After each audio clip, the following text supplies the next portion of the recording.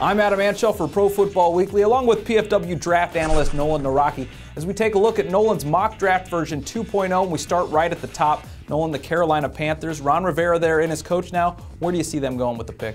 Well, the player that's got the most momentum right now is Alabama defensive tackle Marcel Darius. He's the best player at the greatest position of need for the Panthers. If you look at Marty Herney's track record over the years, he's been very reliable in the first round. He's hit on John Beeson, D'Angelo Williams, Julius Peppers, Jordan Gross. He tends to draft very conservatively. And I think there's a couple guys that could be in consideration as well. Patrick Peterson and A.J. Green are both impact players. I think there's a chance they could look at Blaine Gabbert, the quarterback from Missouri. But to me, those four guys are going to be rise to the forefront at that pick. And I think right now, Darius is definitely in the lead. At the number 2 spot, we have the Denver Broncos, a new coach there as well. John Fox coming over from Carolina. What direction do you see them going? They could stick with defensive line as well. Daquan Bowers from Clemson has some concerns about his knee. There's different opinions on different teams, and there's a chance he could slide in this draft. If he clears medically, there's a good chance that the Broncos will stand still at number 2 and select him.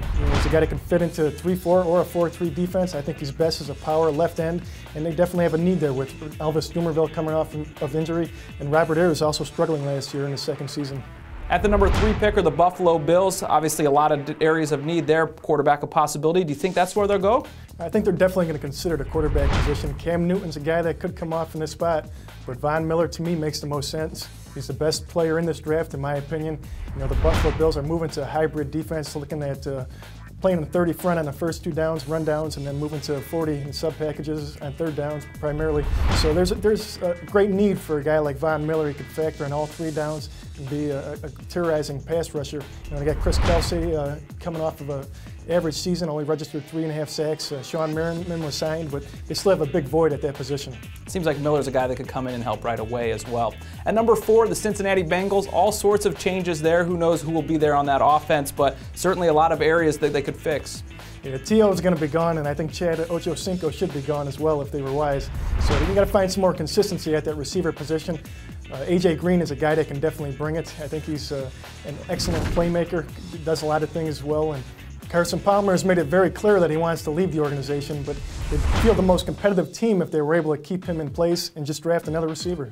Well, certainly A.J. Green would help. We'll have to see if that's how things work out. At number 5 are the Arizona Cardinals. A lot of needs here. They could go either side of the ball. Where do you see them going? Well, pass rusher would make a lot of sense on defense, but I think they really have to address the offense.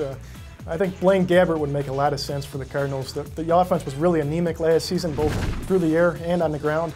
I think he's a guy that Ken Wisenhunt can bring along slowly, the same way he brought along Ben Roethlisberger, and he's just very safe. I think he's got an excellent chance to be the very first quarterback drafted this year. Certainly until they figure out that quarterback situation, I don't think it's going to matter what else they do. They need a lot of help there. We appreciate it, Nolan. That's picks 1 through 5 of Nolan's mock draft version 2.0. Keep checking back as we go all the way through the first round for the best draft coverage around. Be sure to follow us on Twitter or go to ProFootballWeekly.com.